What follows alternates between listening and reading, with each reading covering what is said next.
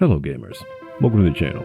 If this is your first time, I appreciate you stopping by and I hope your day is going well. And if not, sucks to be you, nerd. Okay, jokes aside, I hope this video brightens your day. Or at the very least, have you leave here learning at least something. Where the hell were you? I know it's been a minute or two, or in this case 2 years, but this update has been a long time coming and I've been pushing it back for far too long. And to be honest, I feel like I've been avoiding making this video more than calling Ball Fondler at the age of consent. Not only that, but a lot of things have happened so much that I can't fit it all into this video. In the meantime, I'll be showing off some features that I've added into my dialogue system for a framework that I've been working on. If there's anyone that hasn't watched my prior videos, which I don't recommend due to how outdated the material is, or haven't followed my Twitter account, at Mr. Genks D by the way, then here's a refresher for you. A little known trivia about me is that I really love fighting games. I love them so much that I've become an aspiring indie game developer that's currently working on a fighting game framework using Unreal Engine called the Phite Engine Framework. And since I've started college, I've been working on this project during my free time using blueprints, and I've been posting some updates every now and then on my Twitter. At Mr. Genks D by the way. Or in this case X. Which, quick side note, despite the new rebranding, I think the new name fits the site perfectly. What the fuck? Think about it. Twitter has already been infested with content from Rule 34, adult flicks, only freaks, thirst traps, and people who find any kind of excuse to stay on Elon Musk's dick. Cutscene system is one of the first features that I programmed from scratch back in April 2019, and the system is, for the most part, pretty basic. This dialogue system could only change text fonts, colors, there would only be 2 characters shown, the background would stay static, and the dialogue text would print out in a behavior similar to what you see in visual novels and JRPGs. Fast forward to 5 years, and I've added numerous features to this framework that I completely forgot about revamping this dialogue system. Why? What is taking so long? That is, until 3 months ago that I looked back into my old tweets and clips that I posted, and I wasn't happy with how the cutscene turned out. So needless to say, I had my work cut out for me this summer. I wasn't sure if I wanted to create my own cutscene or recreate an existing one from another game, so I chose the option of taking inspiration from a particular scene and adding some original elements to it. Not only to not make things too easy for me, but to also strengthen my creative writing skills. I took inspiration from the Darkstalkers Revenge OVA from 1997 and added some original scenes that weren't in the original. But I'll leave it at that and let you all see that for yourself. And now that you're all caught up, here's how I revamped my 5-year-old cutscene system for my engine framework. But before we go any further, there is something I need to acknowledge first. The 2019 version is from the first build of the framework, and as time went on, there's been multiple issues with transferring the cutscene system to current builds. So things such as character files, data tables, and other blueprints were either corrupted or just lost. Now, a big factor that could be because I had to restart Phite Engine Framework twice. So because of that, we have to look at old footage and notes from our old DEVLOG files. The 2019 cutscene system was pretty basic. Everything would be contained inside the widget blueprint, and that widget blueprint itself would check if any of the inputs that the player puts in have been checked or not. While the cutscene system was very simple, the way I approached it was far from it. All the code, including the cutscene events, were made only inside the cutscene widget class. That widget class blueprint would check if any of the 2 buttons have been pressed, which are the continue row button and the previous row button, and whichever button has been pressed will go to the previous line of text or will continue the cutscene and move forward. Now, as I stated earlier, the dialogue would print out in a typewriter effect similar to effects that you would see in JRPGs and visual novels. So because of how bare boned the cutscene system was, I created multiple debugging cutscenes for testing out the UI elements such as the text fonts, the colors, the characters, and all that jazz. And now what you've all been waiting for, the 2023 cutscene system. It's about damn time. Instead of using one blueprint to control everything, I decided to separate it into 4 different components. Okay, technically 5, but the 5th one is optional. The first part is the cutscene assets, which contains the data that houses all the assets used for the cutscene. So things like the cutscene data table, the visual channels for the cutscene, and the cutscene event library for custom event. When creating a dialogue system, I expected the cutscene system to be easier to convert, but boy was I wrong. When I was creating a data table with Microsoft Excel, I expected to just format everything using the data table structure that I used earlier and convert that into the system. But I had a few problems when converting it from the CVS file that was originally formatted into the data table that Unreal Engine was using. And so I had to redo the data table a few times because of how I didn't format the data table correctly to show either a narrator nor no one speaking, as well as the CVS file converting things incorrectly and ignoring others. And so I had to spend hours upon hours editing the data table by hand. And that was a pain in the ass. Now, the second one is the dialogue system itself. This main component sets up the cutscene, the event libraries, and spawns in the dialogue cutscene UI. Speaking of which, the dialogue scene event library calls on certain events when a cutscene dialogue is set to a specific point. So, maybe you want a certain sound to play at a specific point. Or maybe you want a certain image to play on a particular spot. Then, this blueprint will handle these events. Next is the dialogue cutscene UI. This cutscene UI gathers the widget assets from the cutscene data table and converts it to the corresponding UI elements. Now, this last one would serve more of an add-on than a main component for the dialogue cutscene UI. The dialogue system visual channel is a separate UI widget that can be added to the dialogue cutscene UI. Multiple visual channels can be spawned and be set up in the dialogue scene event library, but the visual channels can be functional outside of the cutscene system. Now moving on to the cutscene controls. Instead of the cutscene UI listening for the player input, the fighter controller template, which is the player controller, will communicate with the dialogue cutscene system and control the cutscene from there. Now, similar to the 2019 version, this version allows you to continue to the next line.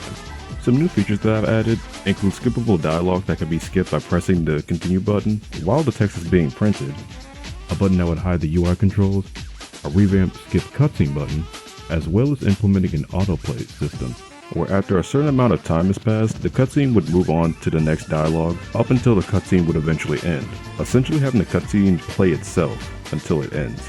Now, in a previous version of the dialogue system, there was a previous button key as well as a restart button for the cutscene. I decided to scrap it due to how it would disrupt the progression, but who has ever heard of a visual novel or JRPG where the cutscene allows you to go backwards or restart? The last feature that I decided to scrap was a feature where after a comma or a series of periods, depending on what you program, the dialogue will stop printing for a certain amount of time before restarting again, to kind of add more immersion to the scene, or suspense depending on the mood you want to set up. But due to a certain glitch where the text will repeat itself, I had to scrap that idea at the end. So yeah, those two ideas, out the window. And now for the biggest change in the cutscene system that definitely didn't take me a good month or so to finish, the animations. Now, the first animations that I knew I wanted to add to the dialogue system were the beginning and ending animations for when a cutscene begins and ends. For the character animations, that's a different story. I was debating with myself on how I would approach the character animations for this newer iteration of the cutscene system.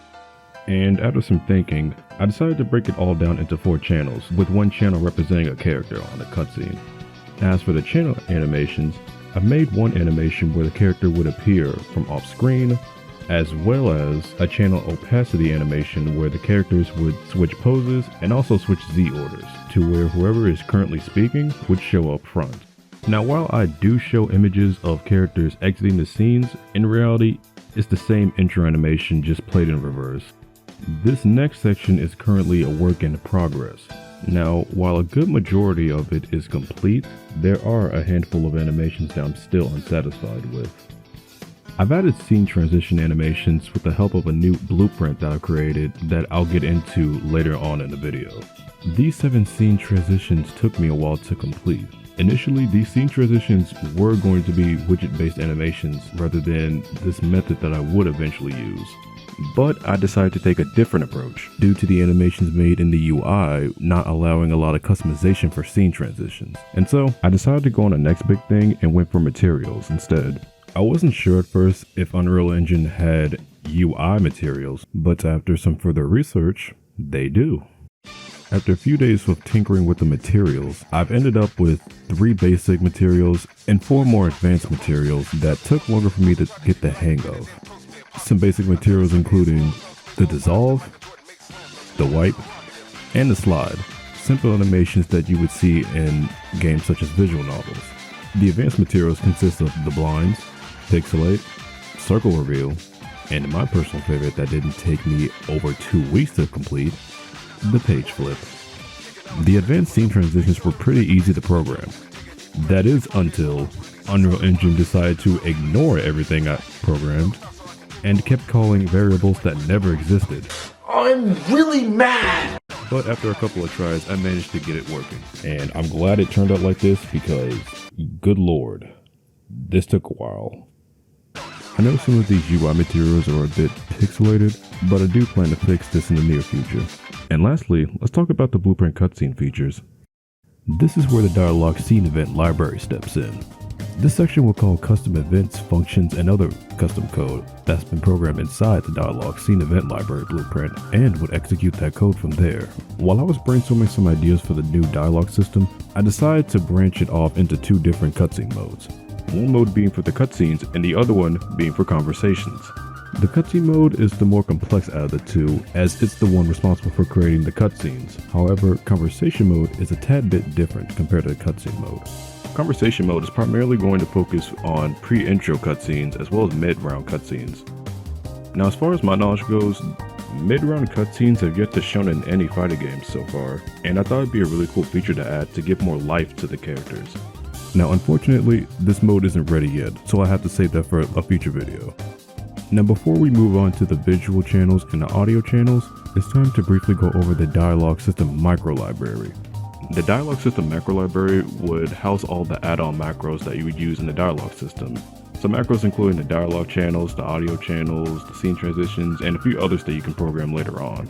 This particular type of code would add as an add-on to the cutscene system and would eventually be added on as a component to the cutscene UI. These visual channels are customizable macros that can either spawn or delete a visual channel UI in a certain amount of time.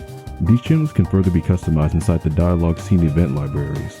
A few things that can be customized include this image, the image size, the position of the UI, as well as a few other things. As for the audio channels, these are customizable macros that can spawn either sound cues, sound bases, or both within a certain amount of time, and can be deleted once the sound is finished playing. And now, the final feature that I've added in the dialog cutscene system. The custom cutscene row events. The only requirement is that under the cutscene data table titled Scene Event Command, these events need to be formatted as capital CMD underscore, and then once you have that, type in your event name. That way, the dialog system can find the event inside the event libraries.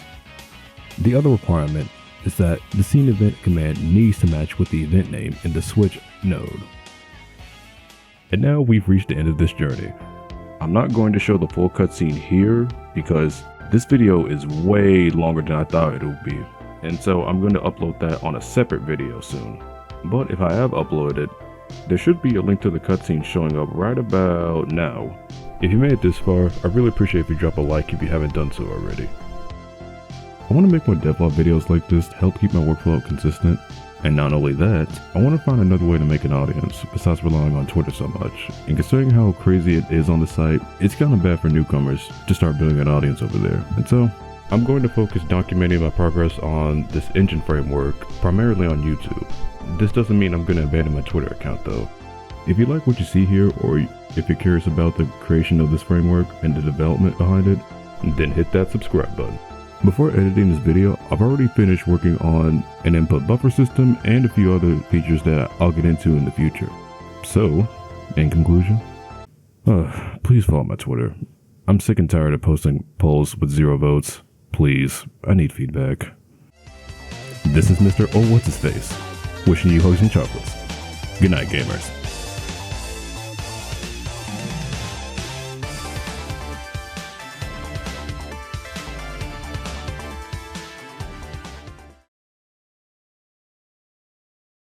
At Mr. Genks D, by the way.